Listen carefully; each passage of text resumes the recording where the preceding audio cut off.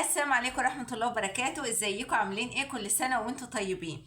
هنعمل النهاردة وصفة حلوة قوي وطبعا مغذية. زي ما انتم عارفين انا دايما بحاول ادخل للاطفال كده البيض، اللبن، الحاجات اللي زي دي. عشان ما اطولش عليكم يلا نبدأ الوصفة. ما تنسوش الاشتراك في القناة. يلا بينا. اول حاجة معايا كوباية مية دافية بس مش كبيرة قوي، طبعا تبقى كبيرة لو انت هتزودي في المقدار.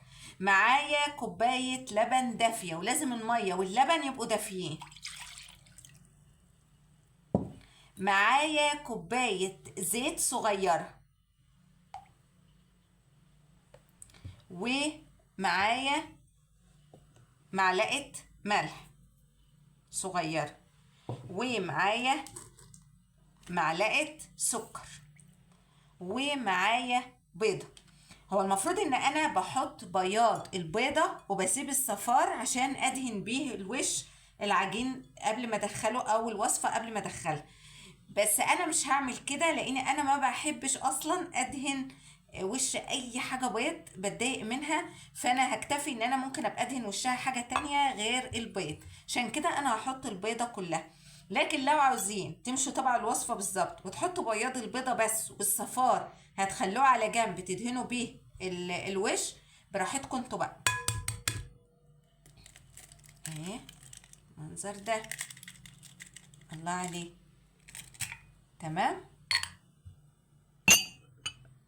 كده. هاجي هنا بقى واقلب الكلام الحلو ده. البيضة تبقى بدرجة حرارة الغرفة،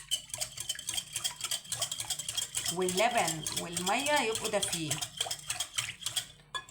هنا بقى عندي كيس خميرة فورية، هحط كله، فرغه كله بالمنظر ده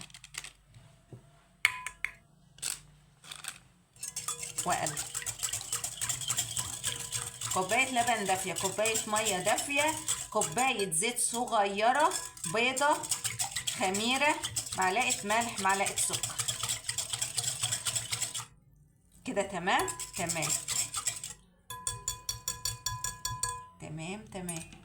هاجي بقى هنا، حط بقى كده، هعمل ايه؟ احط الدقيق. وطبعا زي ما احنا قلنا ان في دقيق بيشرب السوائل، وفي دقيق ما بيشربش السوائل على طول. فتبع ايه الدقيق اللي انت هتحطي. انا هحط شويه بشويه واعجن بقى واشوف الوضع هيمشي معايا ازاي. في الاول كده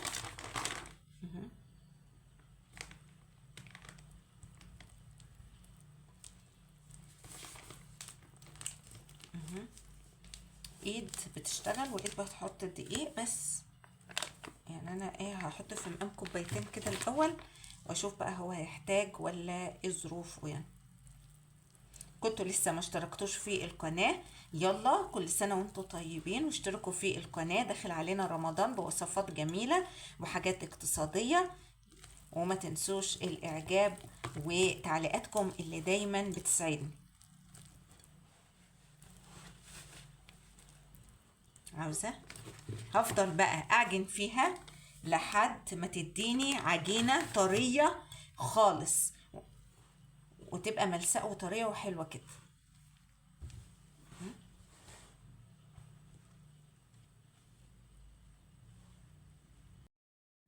قعدت اعجن فيها اهو، شوفوا بقت طرية ازاي اهي.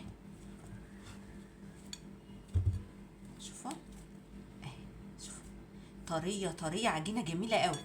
هسيبها بقى هنا وهغطيها تخمر من نص ساعة لساعة. هسيبها تخمر خالص وبعد كده هنيجي نشوف هنعمل ايه.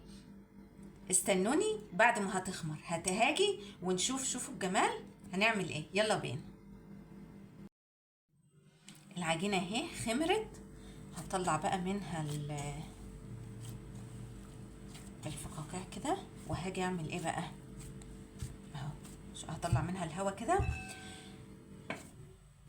عندي اي نوع جبنة هحط. انا عندي هنا بقدونس اهو، حطوا عليها. عاوزة تحطي اي نوع جبن تاني براحتك.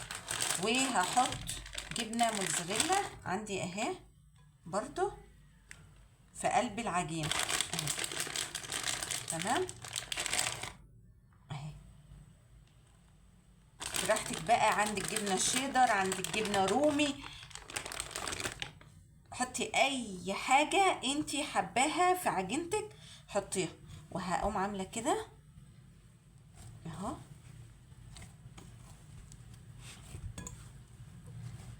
عندك عاوزه تحطي جبنه قريش بس تكون ناشفه ما يكونش فيها ميه طبعا.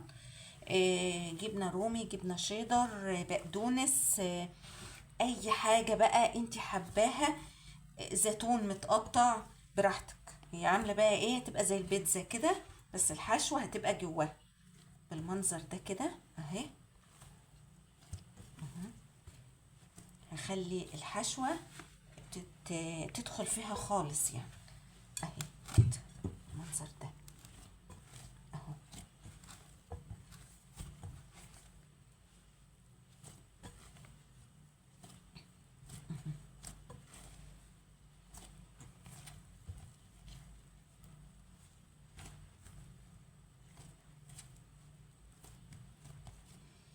عندي هنا بقى القارب بتاعي اهو، انا دهناه. هنزل في قلبه العجينه كده تمام بالمنظر ده كده، وهفردها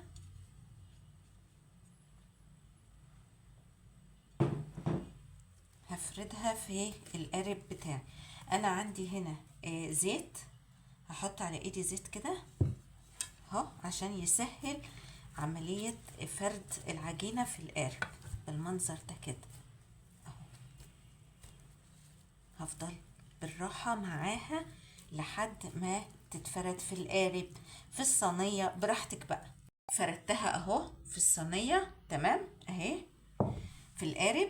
هاجي هنا بقى زي ما قلت لكم كان المفروض صفار البيضة ادهن بيه هنا، بس انا ما بحبش صفار البيض، يعني انا لا يمكن ادهن بصفار البيض، بتضايق والريحة بتضايقني ومعرفش اكل حاجة فيها صفار بيض.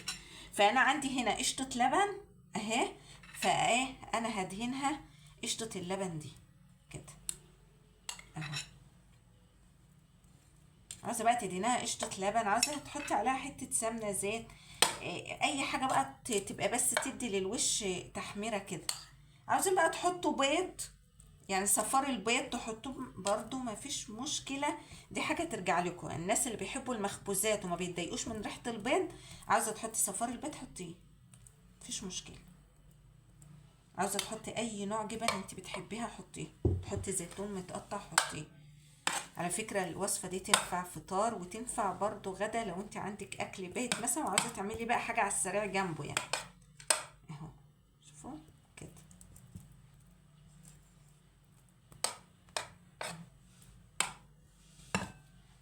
دهنتها اهو بقشطة كان عندي بقى اللبن عامل قشطة كده، رحت ايه عملته بالمنظر ده تمام. هاجي بقى هنا يعني بايدي واحاول ان انا ايه اعمل لها حز كده اهي كده. خلي بالكم انا هسيبها تخمر تاني اهي.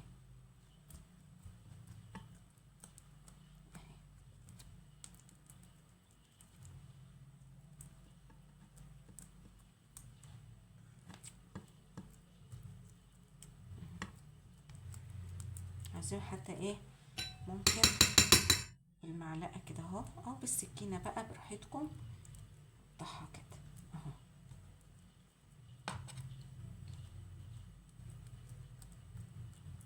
برضو سريعه وما بتاخدش وقت وحاجه جميله قوي، يعني انتوا هتشوفوها تحفه بصراحه وحاجه حلوه قوي. بنحاول نتصرف ونعمل حلول سريعه عشان حيرة الاكل كل يوم، وساعات بيبقى عندنا اكل بايت وكده بنبقى عاوزين حاجه جنبه على السريع اهو تمام اهي كده. هاجي هنا بقى عندي سمسم، بس ايه هحط بقى ايه سمسم عليها كده اهي.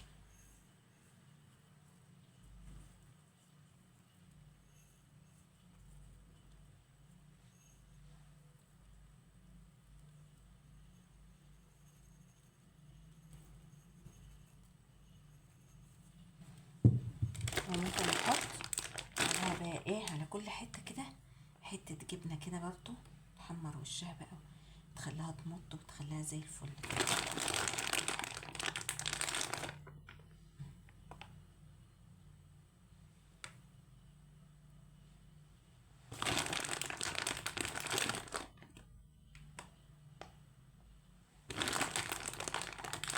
تمام. هغطيها بقى، هغطيها اهي.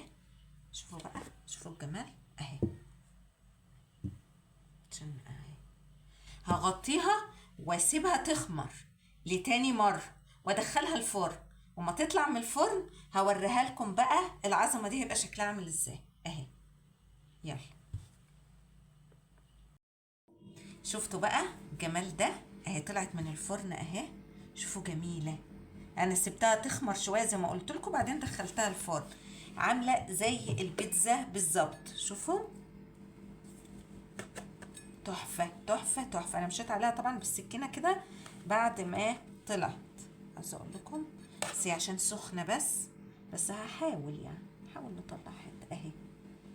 الله اهي، شوفوا الله، تحفة يا بنات، تحفة تحفة، سخنة سخنة. شوفوا شو هشة وجميلة وطرية طرية طرية.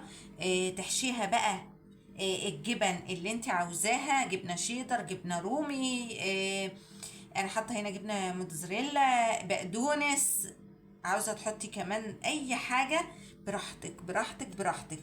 جميلة. ما خدتش وقت، هي زي البيتزا بالظبط، بس طبعا الحشوة جوه العجينة مش بره زي ما بنعملها في البيتزا. شوفوا الجمال، شوفوا حاجة عظمة والله، عظمة عظمة عظمة اهي. جميلة وما خدتش وقت. يا رب تكون عجبتكم، ويا رب يكون كل اللي بقدمه بيعجبكم. ما تنسوش الاشتراك في القناة، وكل سنة وانتم طيبين. استودعكم الله، والسلام عليكم ورحمة الله وبركاته.